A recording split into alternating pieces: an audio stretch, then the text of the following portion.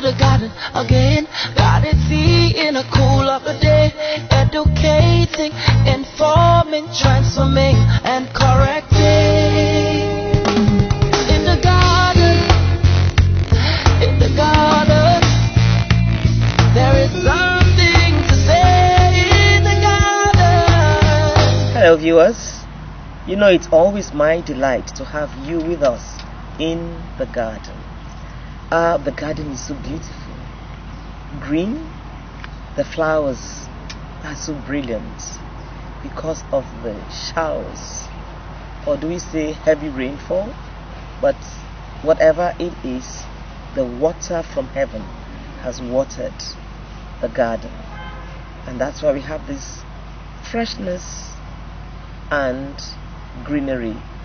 And that is why we also are delighted to be in this garden and welcome you and your household. As many as are watching us, we say welcome to the garden. As usual, we bring issues, topics that affect life directly, topics that we try to talk upon, analyze, for the purpose of enhancing your quality of life, my quality of life. Today we want to talk on one of such topics, and that is decision making. You know that every day in our lives we are faced with making one decision or the other. As a matter of fact, moment to moment we are challenged into making decisions. And my co-presenter, a very familiar face, is here with me today. We all know her, and that is Ada Wisdom. Hello, our viewer. Ada, you decided to come on this program today, not so? Yes, I did. So that was the decision you made. Yes. Can you now just let us explain your understanding of decision making? Well, in a simple term, I will define decision making as the thought process of selecting a logical choice from available options. So it means most times in life we are faced with various options, and the onus lies on us to consider all these options, weigh them properly, and look at the alternatives, and then use our good sense of judgment to make the right choice. Making the right choice. You said logical. That's very apt. I mean, like this morning I had to go through my wardrobe early in the morning to see what I would wear, and I had to make a decision on what is most appropriate for today and appropriate for this presentation. I'm sure you did the same. Sure, I did. So we are faced with decision making at all times, and I see that we have minor decision makings, like what I just said. What do I wear? What do I eat? How do I plan my day to day? Do I need to recharge my MTN or whatever? Those are decisions that are relatively minor. And then the other mega decisions, the major ones that are life affecting, which consequences affect not just me, but other people, generation, so the society, and in fact the world at large. The world at large. Yes. So there are various levels of decision making. Can we talk about that? Yes, like who to marry, who to spend your lifetime with, what choice of work to do, choice of maybe what to study in the university. It all matters. And even choice of how to live your life. It's a choice, Most lives have been wasted because of the wrong choices people make. People decided that the only way they can make a living is by robbing people, robbing banks. They actually decide. You talked about logical option. I don't know how stealing can be logical, except maybe in demented minds warped minds, because stealing should never be a good option. It's not a logical option, but it's still a decision that somebody decided, this is how I want to live my life. When others like Bill Gates on daily basis are thinking, how do we better life? How do we come up with better application, computers and other things that will make life very easy? So, would you say that environment, circumstances of birth, exposure affects the process of decision making? To an extent, it does. But to an extent, the person who makes the decision, because when you look at most of these great people in the world, most of them did not have great births. Most of them did not grow up in the bourgeois setup. Yes, they came up from a very humble beginning, but when they looked at their own background, they decided to change their own and change that of others. In fact, the first decision was to change the society they found themselves, and in the bid of doing that, they ended up changing their own. Because you cannot change your environment without undergoing a personal change. Yes. So there are factors, of course, that affect decision making. I think, even as you have just said, one of those factors has to do with your temperament. Has to do with your educational standard. Yes. Education or information. The information you have is very, very important to the decision. In fact, it's one of the most vital tools when you are making decision, because that's what you use as a tool and use it to weigh the options you have. If you don't have the right information, certainly you can't make the right decision. Absolutely. So the information you have is very, very important. Also, ability to identify what the options are before you, and then arrange them properly and be able to weigh them in the present circumstance, because as a matter of fact, time too can play a factor. Okay. Because a woman who decides to have children at the age of 65, I think the person has not, even though it's a good decision. Since medical science has made it possible. So in other words, decision making has a lot to do with time, with timing. There is time. There are those spontaneous decisions we make that you don't need a long process.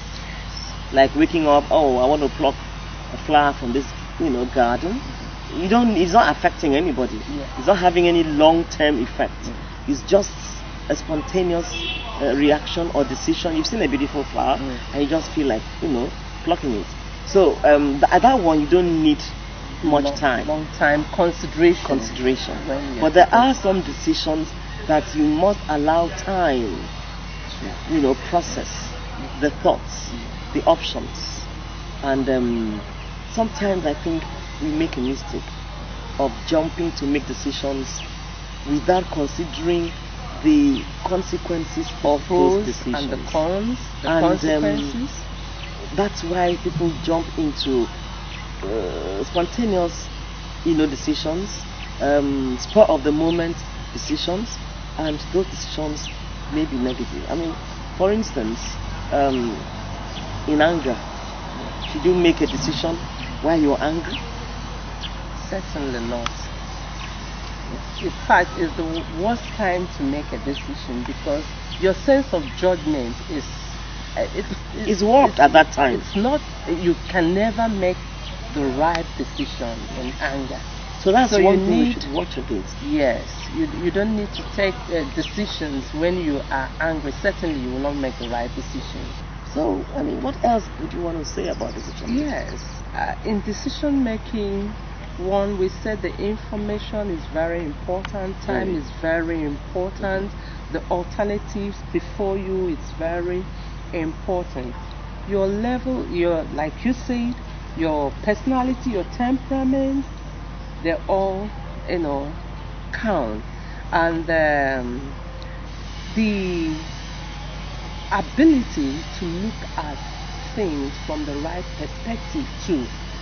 Objectivity comes into most play. times people are subjective in their reasoning and in their decision making, and you find out that in the long run you have not met. So it's important that we are objective when we are making a decision. Look at the pros, look at the cons, look at all the sides of the coin, and then if possible be able to predict, the ability to predict what happens afterward, what happens few years after now. Where do I want to see myself? What are the results I want to get?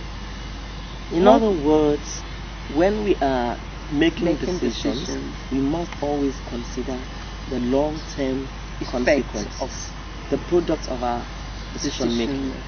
And those factors that should be considered are factors, like you said, of of people, effects or impacts on people of our decision. Again, we must also consider the financial implication.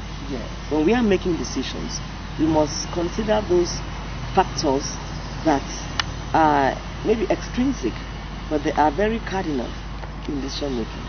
You want to go into university. You've made a decision to go to university. You don't have the financial, capacity to carry out that. And you now go into university and make yourself a liability. Whereas, before you go into university, I think there's some things you must, and one of them is finance. Because I've seen people who have even committed suicide because they just couldn't meet financial obligation in the university. I'm just using that as an example. There are many other occasions in life that we make decisions without considering the financial implications of the decision we take. You could, there are things you could do. You could set up, you could look for some empowerment. Maybe set up a phone repairs shop.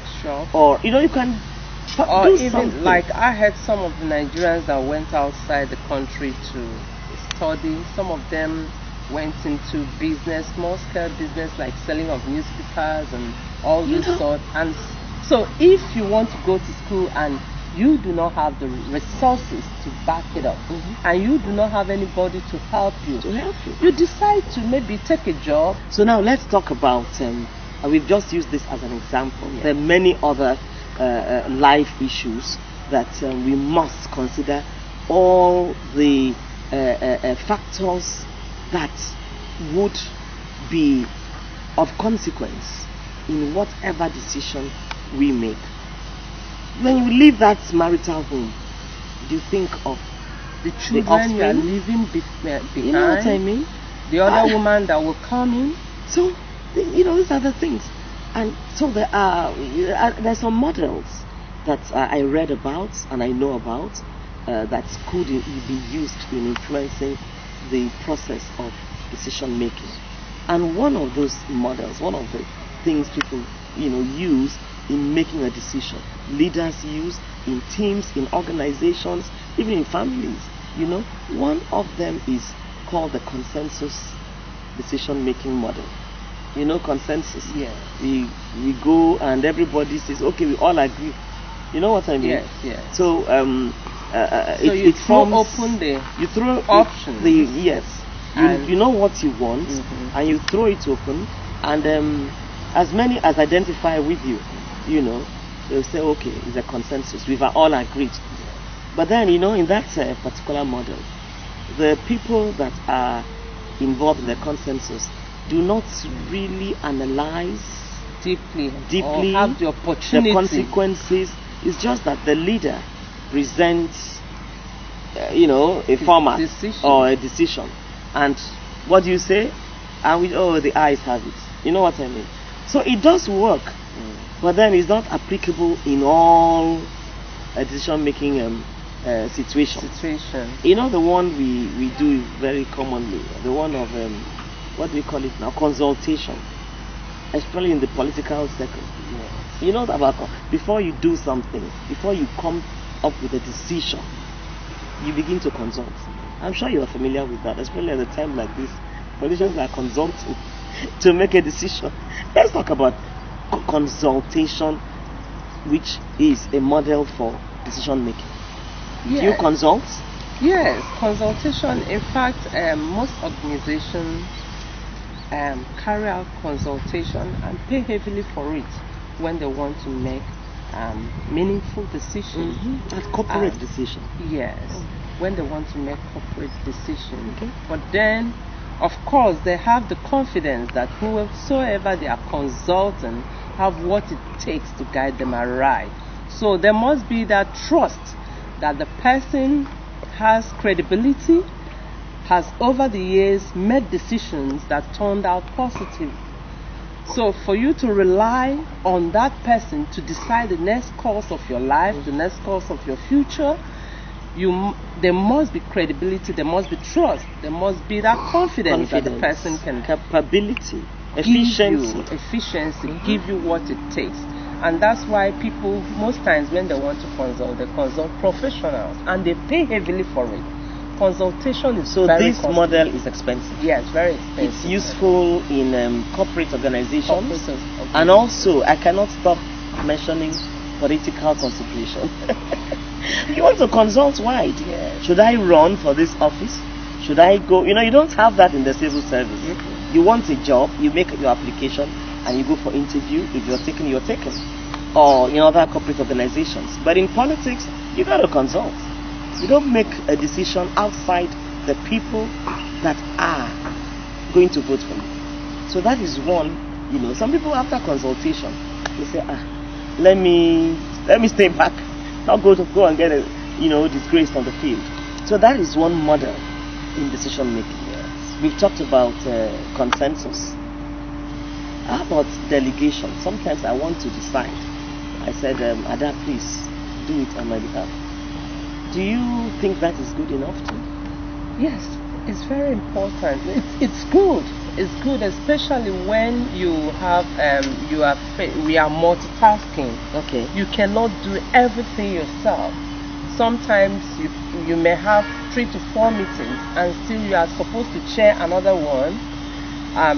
Those ones that your presence is that needs your presence absolutely, you will attend it. But there are some you can delegate to somebody, like to decide for you. To decide for you. Preside over that meeting. And then you must have tested the person too. You must have the trust that the person will not mess up the situation. That's very key. I'm glad you because mentioned if you delegate to somebody you do not have trust in, that such a person can mess up the whole thing. For example, some professional parents, some entrepreneurs delegate the training of their children to house, solely to house help. And sometimes it can be very risky because in the long run, if you find out the products you have at home, you wonder, are these my children? You will even ask them, who do you look like? You don't look like me. Certainly they can't look like I think it's very critical that yes. when we want to delegate decision making to a delegatee, we must be extremely sure that delegatee will not disappoint us. That's one negative consequence of delegated decision making. How about the other one, that the person you delegate may want to overthrow you? Let's not talk about some house helps who have overthrown the madams. No, don't go there. So be careful who you delegate your authority to make decisions for you. Let them not be those that will, find a way of easing you out and taking over. So that's one model. In that case, when you are delegating, you must set up another model that will monitor what is going on closely. You delegate, but there must be supervision. You don't delegate and wash your hands off. Yes. And there's another model I came across that is avoidance. That you don't even make a decision. Let them go on. Whatever will come will come. Is What that a happened? good one? Like, very bad. We are preparing for election. Most people are not interested in getting their voters card because they said it doesn't matter. In fact, majority of the people believe that my vote does not matter in Nigeria, because I believe it was votes in America that made Trump come up as a leader. I thought Hillary would come up as the president. Don't say that. Don't go there. Because I know what some of us went through.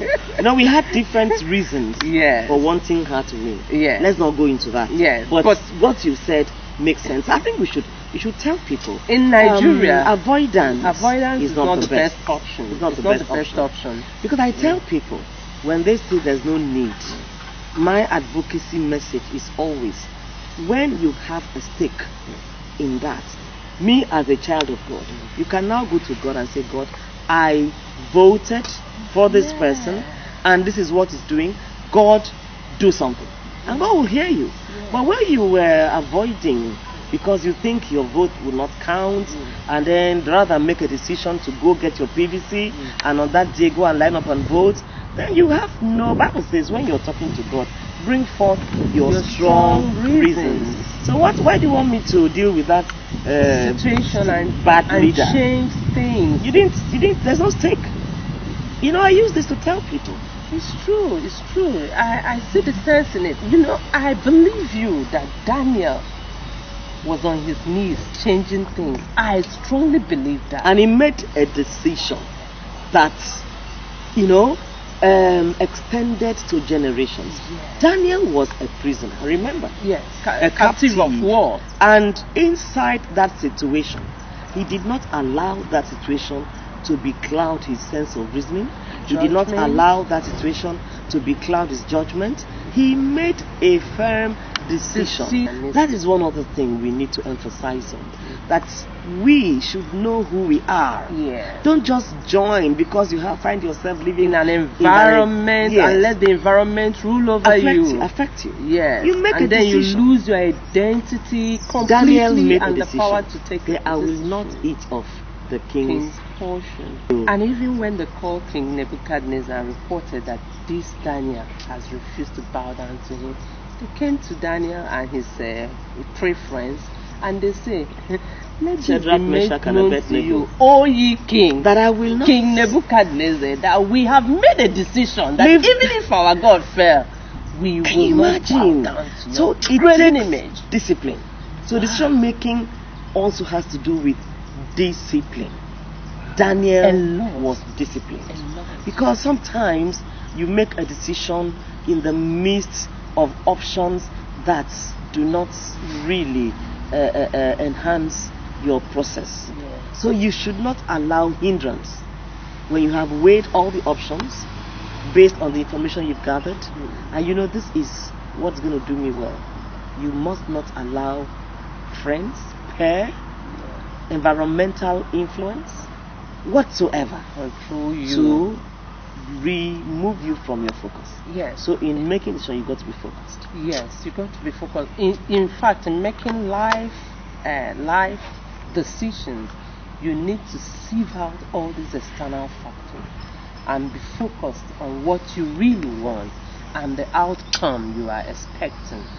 And we have so much. I think we have to have another session on decision making, because I know that the people may need this added information, what they already know, refreshing what they already know, for them to make decisions that would give them a sustainable benefits. So you're going to round up, because I know one decision that I want to round up with is making the decision to follow Jesus, to assess where I would spend eternity. It's an awesomely crucial and critical decision. What do you want to say about that? In line with what you just said, Paul said, if our hope here on earth is just in this life only, we are all men most miserable. So we have a future, we have a hope that after here there is life after, and that can only and best be lived with Christ. So it's a good decision for one to give his life to Christ. I offer you that alternative that you can as well better your life by taking up that decision if you have not done that yet. And there are many options on earth, but I know one definite option that will take you to heaven. Jesus Christ, the Son of the living God. He said, I am the way. There's no way to the Father but by me. He said, I am the door. There's no other door. Others are windows. He said, I am the truth and I am life. So why do you want other options? You've gotten this. This is the real thing. Make up your mind. Follow Jesus. He will take you to the Father. And you know what, Ada? He said, I'm going to prepare a place for you. I want to live in that mansion. You cannot suffer on earth with power failure, this scarcity, that scarcity, and then you just stay without making a decision. Because some of us are in that category of avoidance. I beg you, man die go, woman born. Man doesn't die go, man dies and man gets judged. And I want you to make a good decision that when you are judged, you will make eternity. Because hell is terrible. But you can avoid that if you make a decision to follow Jesus and let him lead you into heaven. And it's so simple. When you make up your mind, just say, Lord Jesus, I give my life to you. I want to be a child of God. Forgive my sins. And Jesus will just take you. It's so simple. That's the simplicity of Christianity that I think it's so simple that men are now looking for hard stuff. But hard stuff does not give you eternal life. So, I think we'll continue with decision making next time in the garden. Bye-bye. Oh.